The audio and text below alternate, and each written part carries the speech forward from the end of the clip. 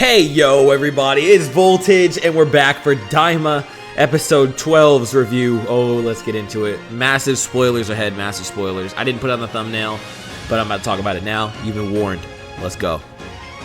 Vegeta Super Saiyan 3. Vegeta Super Saiyan 3, bro. Oh my god. Oh my god. Now, I know this was theorized for a hot minute. I know there were people in the community who, well, I wouldn't say it was necessarily a theory. Let's say that it was a hope. There were people who were hoping that we could see this in DAIMA. People who thought it was possible. And I was on the field of people who believed it was possible. Now, last episode of this review, I called it Vegeta fans in shambles. And they were. This week, Vegeta fans on top. And we love to see it. I said last week that I believed there was a chance the thumbnail was misleading. And hopefully it was, because if not, Vegeta was going to go out. It's very sad. I don't know if I said thumbnail, I'm going to say preview. That the preview for the next episode was misleading, and there was a chance that Vegeta was actually going to cook. Now, did I think he was going to go Super Saiyan 3 in this fight? Hell no. Did I think he had a chance of still winning? Yes. And we got even more. So, Vegeta fans, man, that was good. So, there is a scene that makes it look like he's asleep inside the Kraken's stomach. That is not what was happening in the preview. He manages to escape being eaten by grabbing onto his uvula and then escapes. And he also points out that he's actually not used to having a child's body. So that he didn't, even though he was training like Goku, lifting weights and all that, it wasn't really that much of an active training to help him get used to the body. So that's why he's fighting a bit rusty, because he's not used to it. So I really like that touch that he's still not up there. Goku had a number of warm-up fights. Vegeta had, I thought he had two, but the goons, I guess, didn't really like cover it for him as much as they should have. But yeah, we'll focus all on that before we even get to Ku. Although Ku and Do had great stuff this episode, I'm not gonna lie. So Vegeta is boxing, and he's gonna win even in Super Saiyan 2. He does whip out Super Saiyan and then Super Saiyan 2, and he is boxing. But then, hearing that, you know, Saiyans like to fight, Neva decides to power up Tamagami 2. And give it a new form, basically. So it takes on a new form, new power-up, new something. And then it starts fighting Vegeta, and it's actually winning in the Super Saiyan 2 Vegeta. Now, we do see Vegeta get knocked down, back to base, fall down into the water, and rest there. That's what we thought was the Kraken's stomach. It was full of water, at the bottom. Now, the rocks and stuff could have been a throw-off, that it wasn't actually the Kraken's stomach. Or that he got knocked out of the Kraken's stomach, he was at the bottom of the floor, he was unconscious. But he looks unconscious, other than his fist being curled. However, he then powers up to 2 in a phenomenal-looking transformation, blows Tamagami 2 away, goes back up to the surface, and in something that looks way too raw for a 6-year-old, he transforms into Super Saiyan 3 for the first time. It is glorious. Now, you know, they are making DAIMA clearly connected to Super, at least in the lore, in a little way. My current running theory is that when the Super manga comes back, that they are going to do an arc centered on the Demon World. Make the DAIMA stuff matter. So, this is very sick, not just now, for the present, for the future. But either way, having a Super Saiyan 3 Vegeta in quote-unquote canon, let's just say in official material. Having a Super Saiyan 3 Vegeta in official material has been Vegeta fans' dream come true. I have been one of those Dragon Ball fans. This is going to date me a little bit. I mean, listen, I'm only 21 years old, but when I was a kid, you know, back in the Raging Blast days, back when Heroes was first a thing, back in like 2010, all this, Super Saiyan 3 Vegeta used to be the peak hype of the series. Dragon Ball had ended, and like the #1 what-if character was Super Saiyan 3 Vegeta, and right up beside him was Super Saiyan 3 Broly. Like, I remember when Super Saiyan 3 and characters getting Super Saiyan 3 used to be the hypest thing the series dropped. So Future Trunks in Heroes was another example.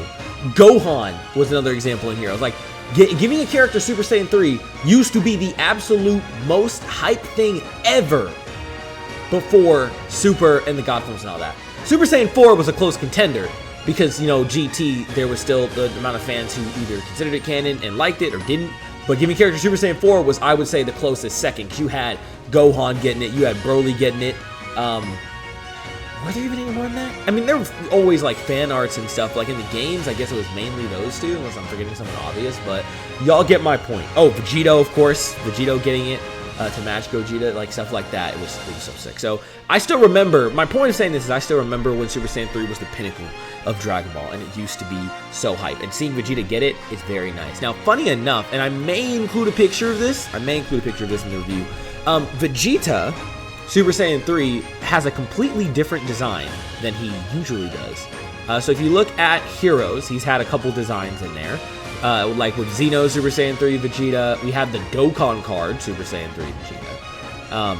A few Dokkan cards that have that. When it was still super hype in Dokkan, they could actually still drop what-if stuff because Heroes weren't monopolizing bastards, and they still used to let us have fun. You know, we used to get what-if characters in the games. Yeah, it's been a while since we could actually truly enjoy that. Although, Gohan Black was a step up, we would say that.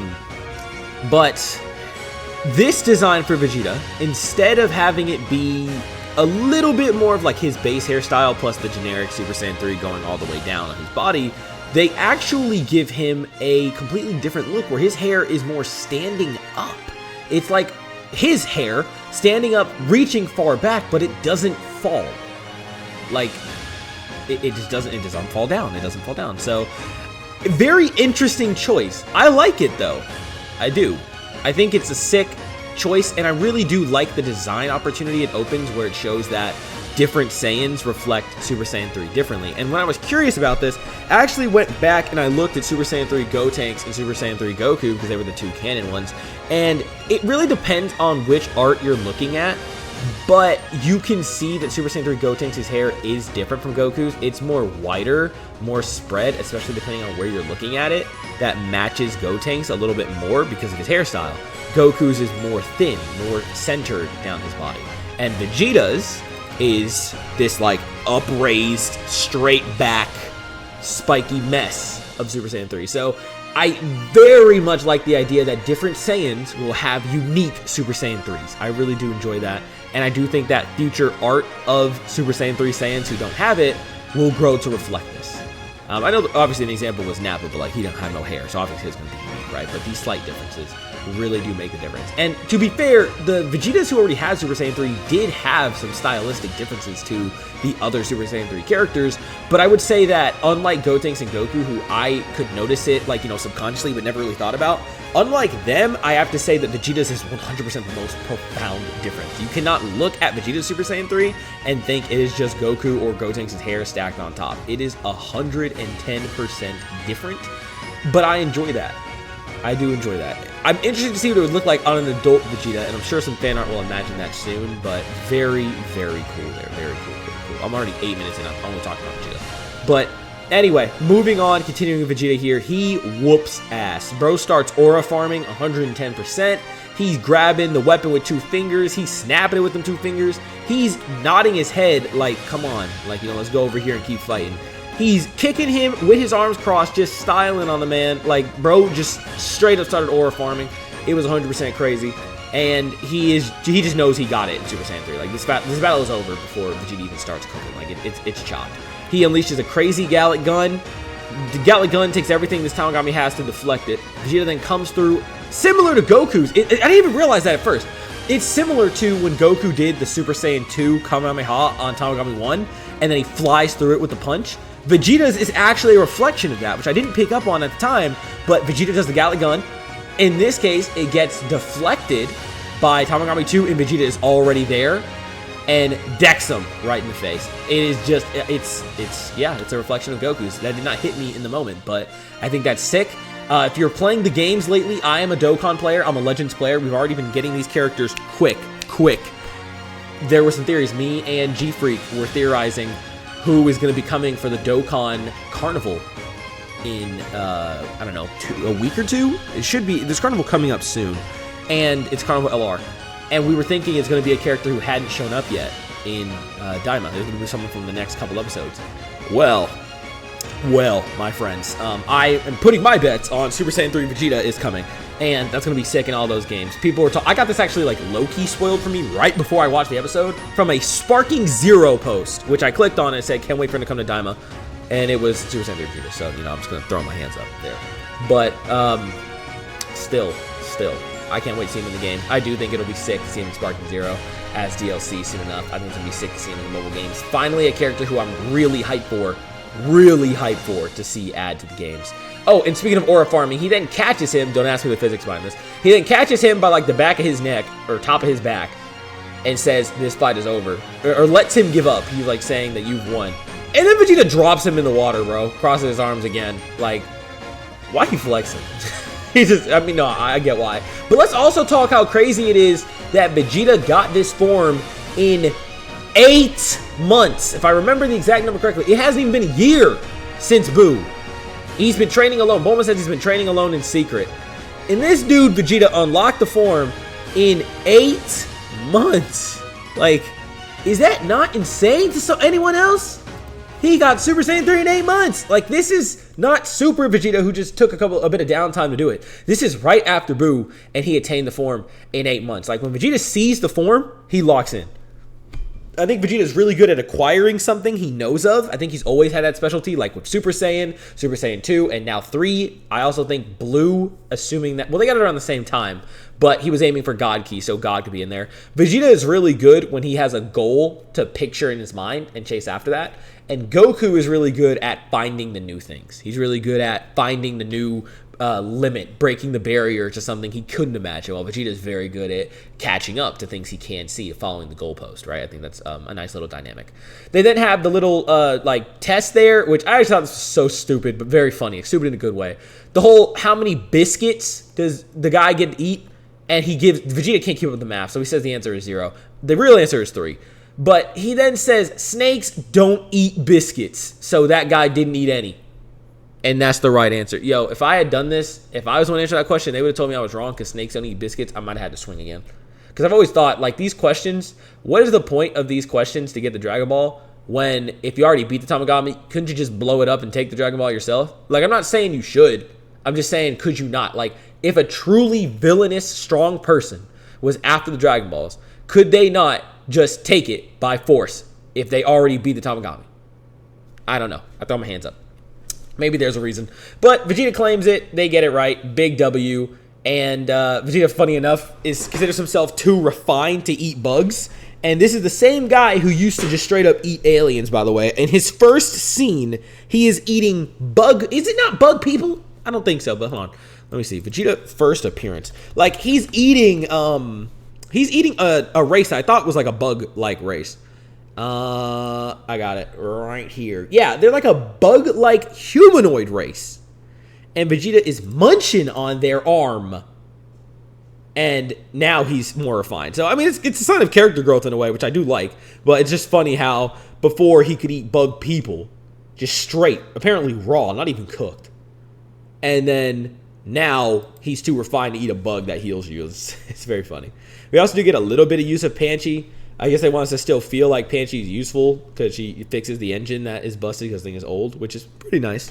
I will have to say that since Vegeta has shown up, Vegeta and Piccolo and Bulma, these new characters have gotten a bit sidelined, but I'm sure they're going to get some more shine, for better or for worse. We also get to see Goma crash out. He's just slamming everything around. He is so mad, but he does say in that case, he's got a plan. So he's going to have some kind of plan happen.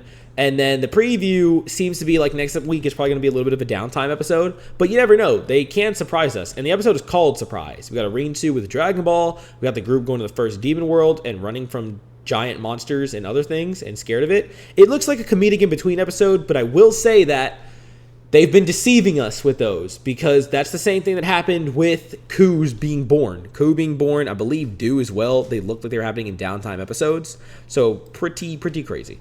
And then let's talk about Majin Do because I do think he is worth some discussion, which is why this is a longer video. So Do was doing great against Tamagami 1. He does win, and to me, he wins with, like, minimal effort. So he is actually pretty crazy strong, in my opinion.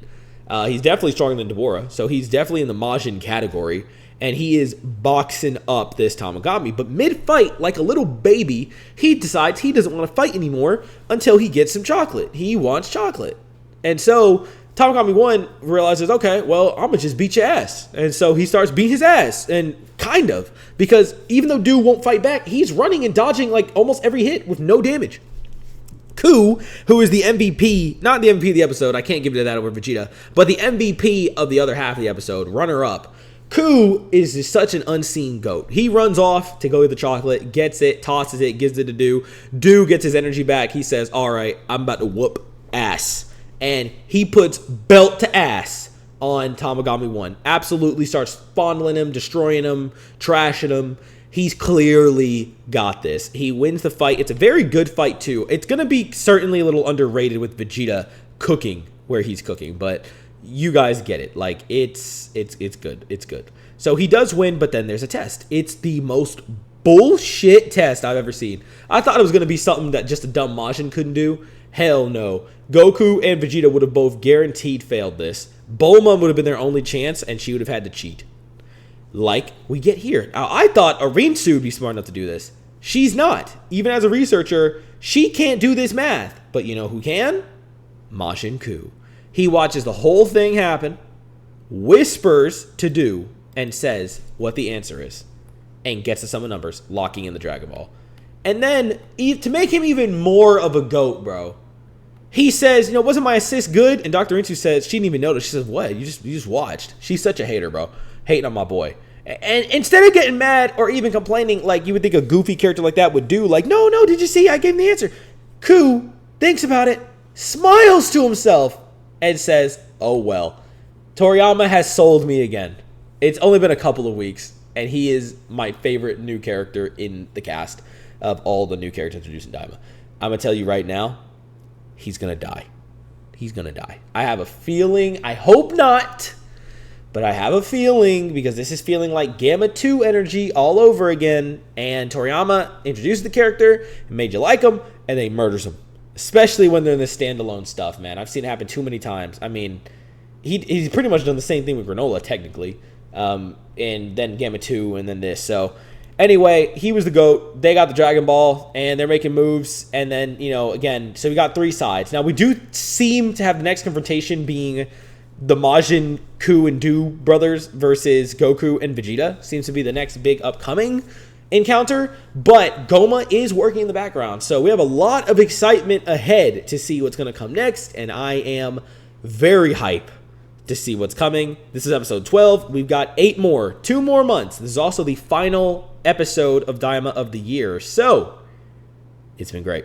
Leave a like if you enjoyed. Comment your thoughts down below. And of course, subscribe if you want to see more. If you've only watched my Daima videos, there'll be a video suggested to you here, which you might like the best. You can check out some of the gaming content, which is what I primarily do over here on the channel. But for those of you who are primarily Daima, or you only watch me play Daima, Happy New Year. It's the last Daima video of the year, so I hope that you guys will have a great New Year celebration and look forward to what 2025 has to offer for Daima, for the channel, for yourselves, everything that is upcoming.